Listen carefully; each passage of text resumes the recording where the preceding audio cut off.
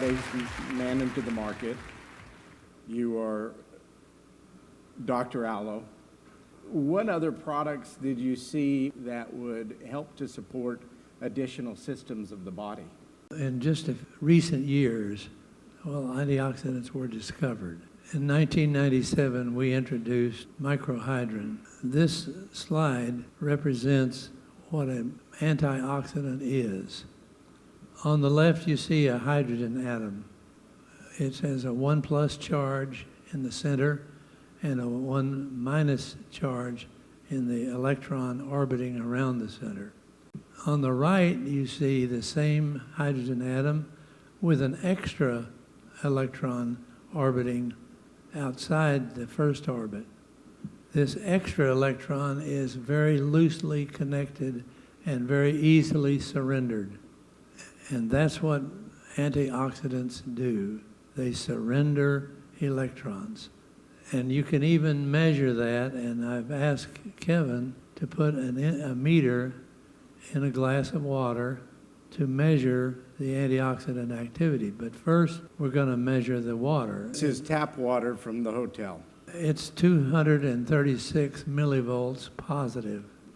The scale that we use to measure antioxidants is illustrated in this slide. Everything above the 0 has more positive charges than negative charges. Everybody needs energy for your heart, your brain, your muscle, to move, to walk, to live. You need energy.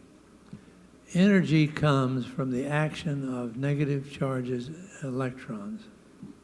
So everything above 0 with that red plus is dead in terms of providing energy.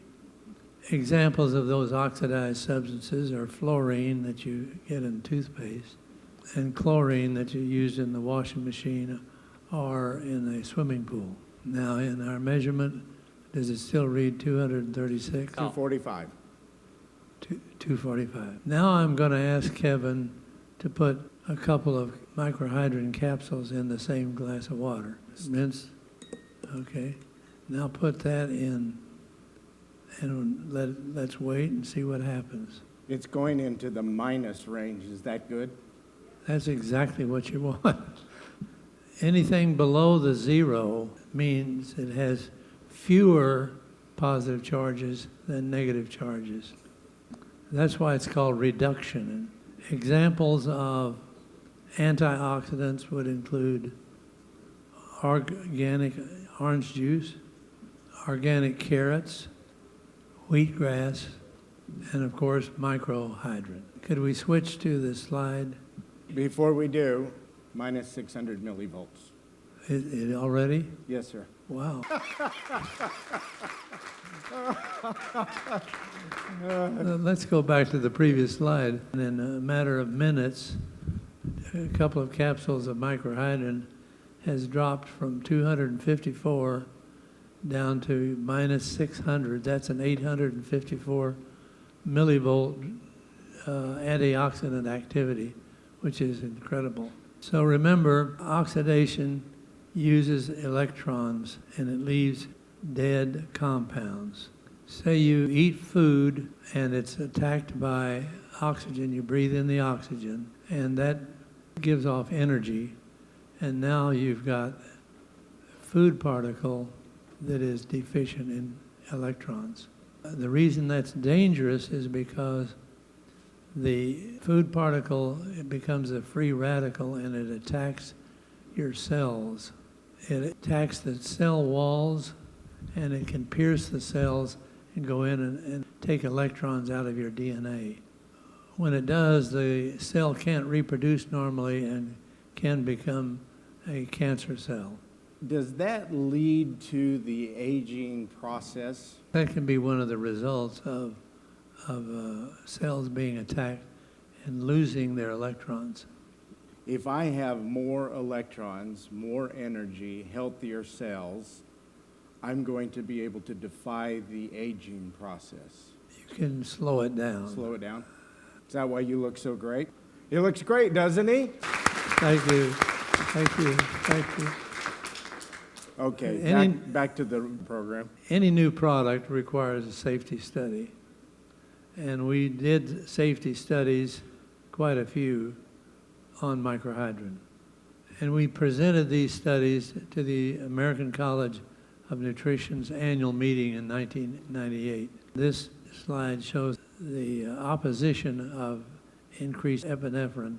It's an absolute mathematical curve because the more microhydrin you take, the better is the resistance to the oxide.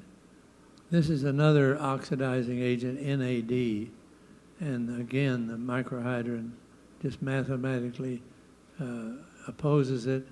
The more you take, the better it is. Andrei Kuznetsov is a Russian runner over 40 years of age. So when he runs a marathon, he runs in what is called the Masters Division. He won the Boston Marathon twice. In all his training, he was taking microhydrin. There was a Dr. Brown in the British Columbia who ascended the south peak of Mount Everest without supplemental oxygen, believe it or not. He had tried once before and didn't make it, and this time he made it. And finally, we had a woman runner, also Russian, who won the Los Angeles Marathon over all ages, including the 20-year-olds. She was 48 years old.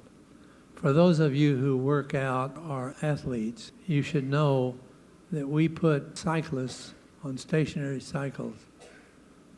One group were on microhydrin in 1 week. The other group had no microhydrin. We asked them to do a 10K run, and then a week later, they reversed. This is called a crossover study. And the result of that study, done in a medical school, was that microhydrin held down the lactic acid to 50% of its value in those who did not take microhydrin. We put the University of Nebraska football team on microhydrin one season from practice in August all the way through. They were the number 3 in the nation, and they won the Fiesta Bowl. I asked the coach what was the difference this year then from previous years.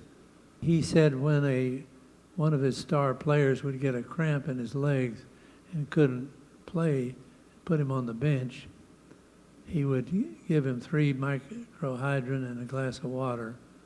He said that instead of sitting on the bench for the rest of the game, within minutes he'd be back on the field. So I think we can conclude that we have in microhydrin a very powerful antioxidant. That is awesome. Can you get a shot of the ORP meter? What's it say now? 744. A negative 744. And Mr. Howard, it's always impressive to hear your passion and your heart and to be a part of your vision for the future. Thank you. Thank you very much. Thank you.